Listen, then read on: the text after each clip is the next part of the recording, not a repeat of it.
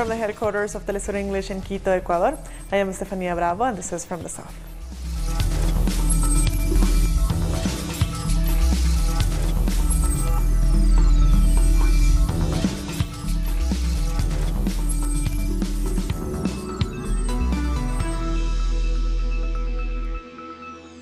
Today we begin right here in Ecuador, where the government of Lenín Moreno has announced a number of new economic measures.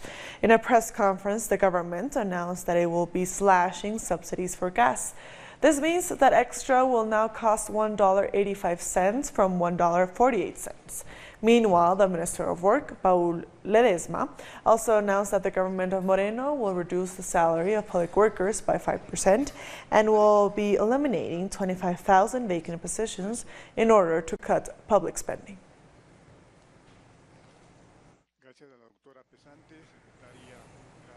Our correspondent in Quito, Denise Herrera, has more.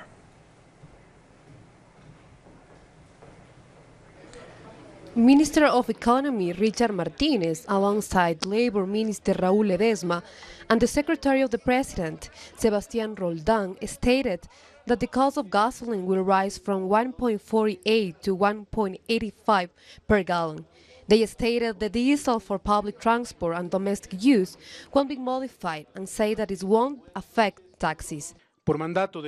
As President Lenin Moreno ordered, we've decided to cut the subsidy generated by dirty markets. This is inefficient and hampers our ability to fulfill our social obligations, such as revealing the real numbers. As we said, this was ordered by our president, so we've decided to reduce the subsidy for extra and eco-par fuel. The National Assembly held its debate on the 2019 general budget. The budget includes the allocation of funding for education, health, universities, and a system to prevent violence against women. The Citizen Revolution movement rejected the budget. They expressed that with this bill, 2019 will be the year of austerity. The most concerning announcement is the cut to gas subsidy. The fuel's price will increase by 46%, meaning that it will increase from $1.17 per gallon to $1.71. We must also consider the other prices. An increase of 19% in diesel shows that the government won't fulfill its plan, but instead it is applying neoliberal policies. The question is, are they deciding this on their own, or are they following the IMF's orders so that the country gets loans to finance the coming year? Citizens are rejecting these measures. This will affect everyone, because even the poorest, who may be using older vehicles, will have to pay more. The minister is a business owner. He won't be affected, but the people will. I was expecting this due to the change in the country's politics. It is us, the citizens, who will be directly affected. The ones who work in the streets will feel the damage. According to President Lenin Moreno, these measures will amount to a saving of $700 million, which will transfer to the National Treasury to be used to protect healthcare, pensions, public loans, and for debt relief for the middle class. Denise Herrera, Telesur, Ecuador. On Monday, 6 people, including a minor, were murdered in the Colombian department of Meta. According to social organizations, this year alone, 160 social leaders have been murdered in that department alone. Our correspondent, Tatiana Portela, has the details. Unfortunately, we have to bring you this news. On Monday, around 5 o'clock in the evening, 6 people, including a minor, were murdered in the department of Meta. Information was provided by an army commander who told the media that at 5 p.m., heavily armed men arrived to the location and murdered these people. The Colombian army commander also said that this act involved dissidents of the FARC, but what residents of this region have said is that this is an area precisely in the San Luis y La Realidad where there is a strong presence of paramilitary groups. The Attorney General's office has confirmed that it will be heading to the location of the murders to determine what took place there. Meanwhile, human rights organizations are headed there to speak with residents and to find out who was behind these murders. We have to remember that it was here in 1997 that one of the worst massacres in Colombia took place and was carried out by paramilitaries with the support of the military. We thank Tatiana for that report. And the Colombian President Iván Duque says the army will not stop fighting the ELN even after the armed group announced a truce. The National Liberation Army said on Monday they will have a ceasefire for Christmas, which begins on December 23rd and ends on January 3rd. They called for the government of Iván Duque to end the military attacks and to restart peace negotiations. President Duque called off the peace talks when he took office earlier this year. Despite these actions by the government and the army, the Senate's Peace Commission in Colombia has asked both sides to reconsider their stance in a bid to resolve the grave humanitarian crisis in the country. The ELN recently announced a temporary ceasefire that will start on December 23rd and last until January 3rd. Many see this decision as a major step on the side of the armed group. Our organization supports this announcement. This ceasefire will be short, only lasting 11 days, but these days must be used to have a meeting and restart talks between the government and the ELN. Despite the announcement by the ELN and hope for the government to restart negotiation, President Iván Duque shut down this opportunity. I think that a clear message has to be sent to those who continue acting violently, who talk about peace while they are still performing violent acts. The only way in which there can be true peace is with the release of all kidnapped people and an end to all criminal activities. Members of the Peace Commission have pointed out that the ELN's announcement has to be seen as a humanitarian gesture to build confidence between both sides and to resume talks that have been frozen for 5 months. We have to acknowledge this gesture. Amidst a scene where there was no answer, the ELN is taking an important step, despite it being for a short time. I believe that the answer from the government should be to find ways to strengthen this decision and not to take it as an irrelevant gesture. We have to figure out all the steps that would reactivate talks, and we are going to insist. We'll keep looking for ways despite working with a government that seems unwilling to move forward. Even with a negative declaration from the government, the ELN has announced its commitment for complete peace continues and they are not giving up on talks. Meanwhile, the Peace Commission will continue to look for mechanisms so that the government fulfills their duty with the Colombian people. Dozens of people in the city of Los Angeles have held a vigil for 7-year-old Jacqueline Cal, who died in custody. The young Guatemalan girl died over a week ago due to dehydration and exhaustion. She had crossed the Mexico-U.S. border with her father, but they were instantly detained by U.S. Border Patrol agents. She reportedly developed a fever and suffered a cardiac arrest at a hospital in Texas. The U.S. is being widely criticized for its handling of migrants from Central American countries. The U.S. has a history in militarized borders. The U.S. has a history of imperialism and intervention in South America, in Central America, in Mexico, and in many countries around the world. People find refuge in the U.S. However, there is no American dream here in the U.S.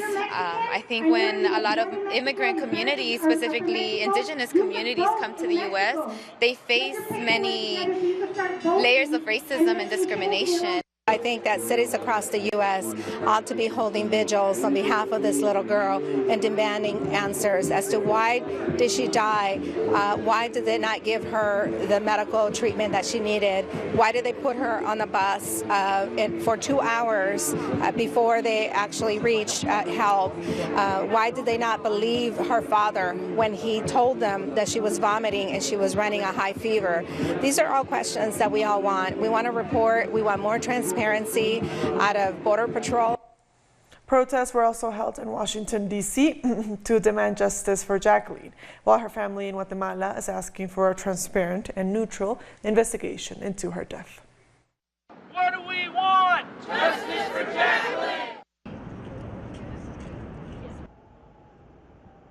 You know, it's a crime. We're causing the deaths of these people, and one of our signs says, U.S. taxes pay for all of this. So we're all responsible as taxpayers for what happened to Jacqueline and the many, many other people whose names we heard today who have died on the border trying to get protection here in the United States.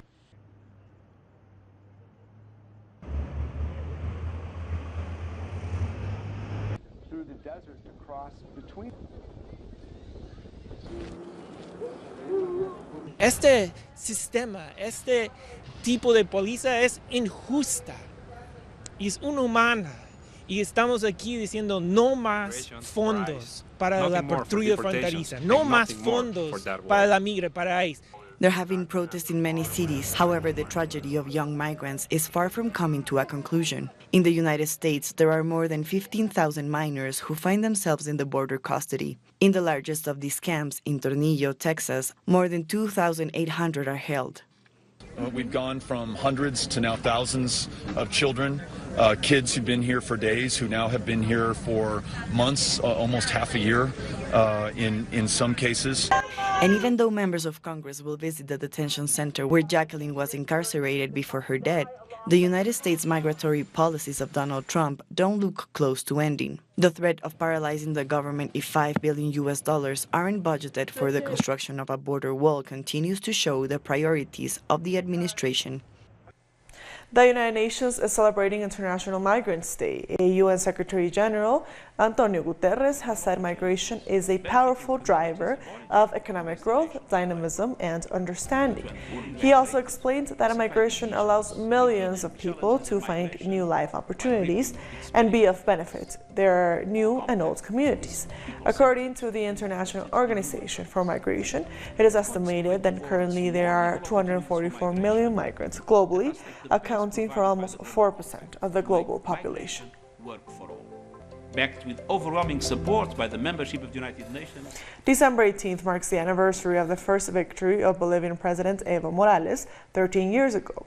With 54% of votes, the Movement for Socialism won the election and the first indigenous president was elected. Coming from the Aymara community, Morales was a union leader and activist for taking office. In this decade, Bolivia has cut poverty almost to 40% and registers the fifth largest economic growth in Latin America. Morales is set to run for office once again. And 4 members of the Supreme Electoral Court that allowed Morales to be candidate have been accused of corruption and non-compliance of duties. The opposition says they have acted in ways that lacked transparency and independence. Meanwhile, the Bolivian government believes the opposition is influenced by the U.S. We'll be back very soon. Stay with us.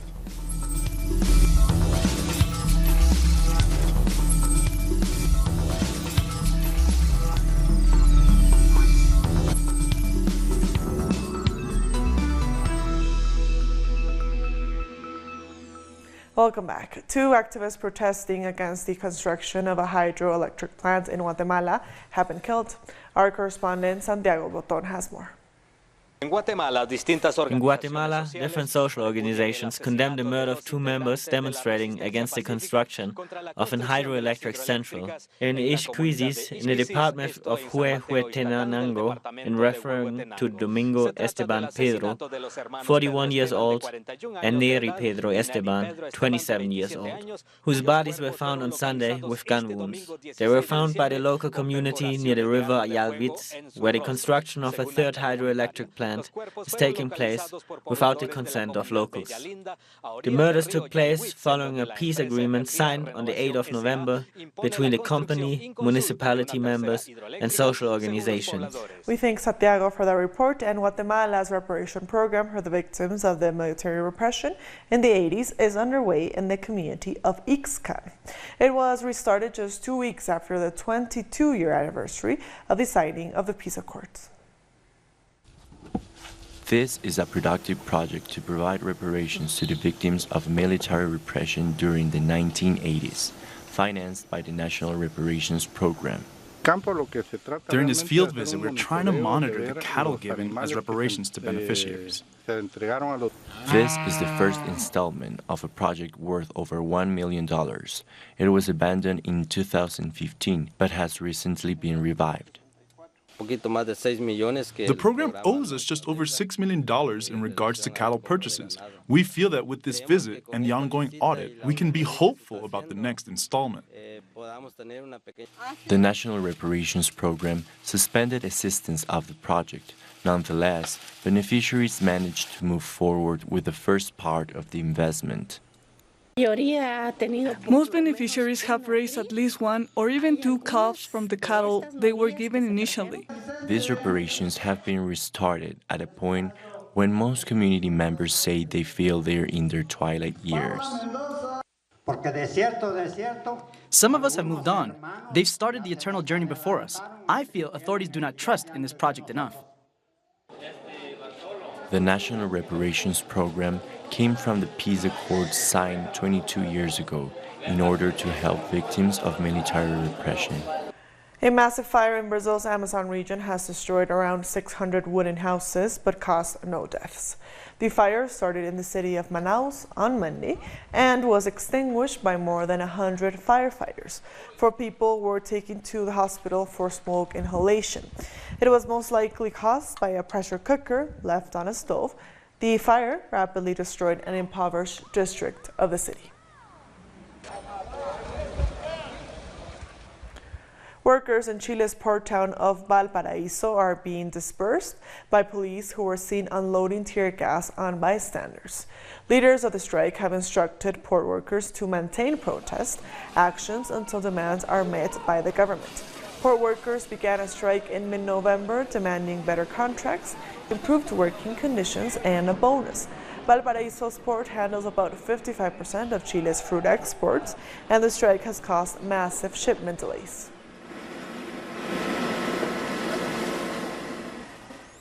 The Lava Jato investigation in Peru is at risk. Prosecutors say they're being harassed by public ministry authorities. Prosecutors in the Lava Jato case have condemned a boycott of their work, which was reportedly started by the public ministry. When Keiko Fujimori's appeal against preventive detention was heard, prosecutor Vela said that it involves the instrumentalization of the same criminal organization that was led by her through the national prosecutor to harass the prosecutors that are directing the case, amongst others, and disturbing justice. Pedro Chavarri, general prosecutor and noted as the person responsible for this action, is protected by Fujimoristas in the Congress. Instead of letting this investigation follow its course, because Chavarri has at least 2 or 3 constitutional complaints that should be processed to the Subcommission of Constitutional Allegations, but they have done the opposite. They have protected Chavarri. The thing is that it's not good for them that someone like Chavarri evades prosecution because he is an instrument of this organization. Facing the attempt to reorganize the corruption mobs inside the judicial political system, the people have given their opinion. The people rely on Prosecutor Perez, in the judge, and it should ensure they keep their position because that means we can be confident that they will act appropriately in the judicial system. If Mr. Chavarri has colluded and they are pressuring him, I don't know why, for fear of death or because of money.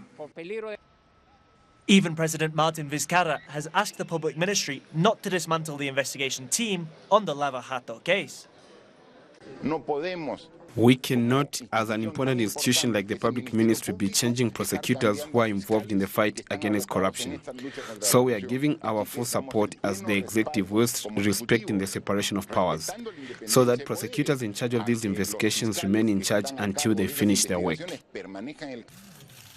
Meanwhile, Keiko Fujimori awaits the appeal decision on her request against preventative detention, whilst her father, Alberto Fujimori, is also awaiting the judicial response following his appeal to cancel his sentence. Both are hoping to be home before Christmas, aided by their partners in the political judicial system.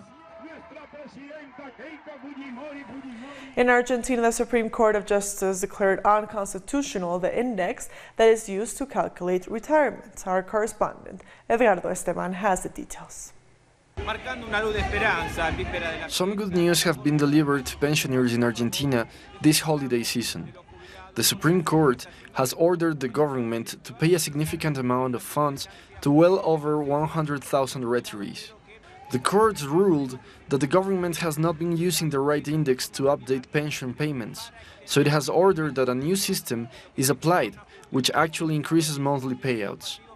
The court ruling came after a lawsuit filed 6 years ago by a pensioner, who demanded that increases to his pension payments are calculated through an index that uses the minimum wage set for construction workers as reference. A court of appeals had previously ruled in the pensioners' favor. Now, with 4 votes in favor and 1 against, the Supreme Court upheld that appeals court ruling. With the previous index, pensions were roughly 60% lower. With this latest ruling, the court sets an automatic precedent for thousands of similar cases already before the Supreme Court, awaiting for a ruling. There are many more pending cases, much like this one, before the courts. This means that the government will have to pay out much more. We thank Edgardo for that report. And Cuba's National Assembly has presented this Tuesday proposals to reform the Constitution. Our correspondent in Cuba, Alien Fernandez, has those details. Hola, un gusto saludarte desde el Palacio de Convenciones. We're at the Convention Center of Havana, where the ordinary session of the National Popular Assembly is being held.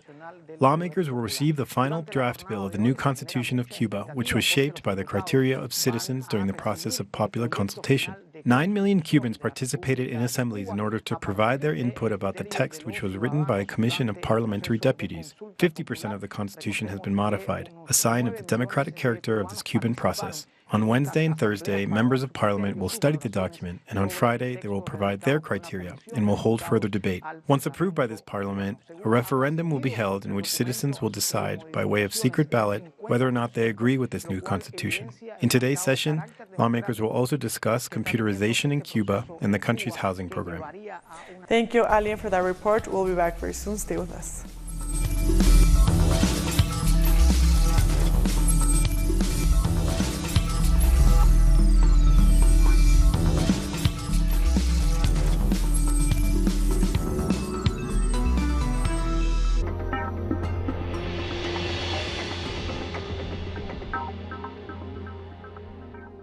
We are present at every event where our nations are staring. We believe in a new global vision, united in every broadcasting. We keep expanding our horizons and working on a closer and better communication. Now, in Grenada, Telesur, the news source from South America and the Caribbean.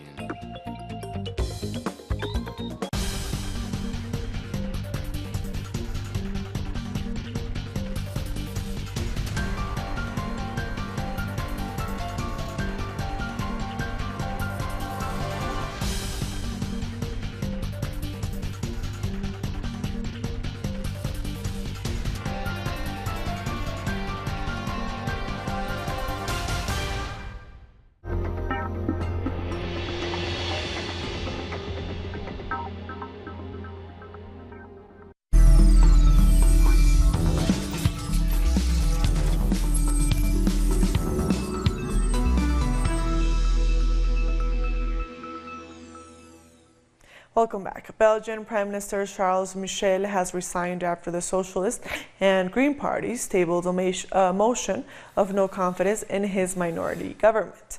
Michel's resignation comes less than 2 weeks after his main coalition partner, the New Flemish Alliance Party, quit in protest at his support of the United Nations Migration Pact.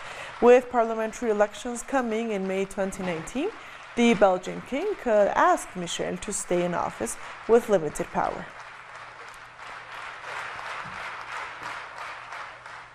In France, hundreds of students and thousands of pensioners have taken to the streets of Paris to protest against the French government reforms. The 2 protests took place at the same time in different locations in the capital.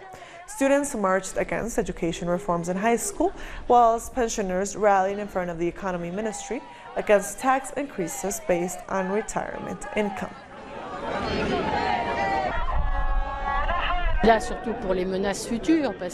I am here mostly for future threats, because we don't want the point-based pension system. It's a slogan, but it's also the truth. It's working without ever finishing. We will never have enough points. We will work more and more, and there is no guarantee when we retire of what income we will get, because the value of 1 point is decided by the monarch. It's according to the situation of the economy at that point in time. We're demonstrating against the scandalous baccalaureate reforms, mostly because of the platform Parcoursup, which takes away our right to access university. Usually, no matter which baccalaureate we have the right to go to university. Donald Trump's former security advisor Michael Flynn has appeared in court this Tuesday for having lied to the FBI. The presiding judge has postponed the sentences to give Flynn more time to cooperate with the Mueller investigation into collusion between Russia and the Trump campaign in 2016. The former general pleaded guilty to the charges in 2017. The sentencing has been rescheduled for March 13th. And finally, French coach Corinne Diacre is hoping to guide Le Bleu to the next Women's World Cup title. But she has another job in fighting discrimination. Diacre says women in football face a constant struggle for acceptance and are often regarded as objects. For the French coach, rising visibility and greater media coverage of female players are key to pushing the female version of the sport. When I started in football in the 1980s, it was very rare to see a girl playing. We were really looked down upon, because football was supposedly restricted to men. But unfortunately, there are still too many negative things in football. Sexism, but I also hear a lot of talk about racism, and these are things that are very difficult to put up with in 2018. And with that story, we've come to the end of this news brief. These and other stories, as always, find them on our website at telesurenglish.net. And also join us on social media, on Facebook, on Twitter, and on Instagram. For Telesur English, I am Estefania Bravo. Thank you for watching.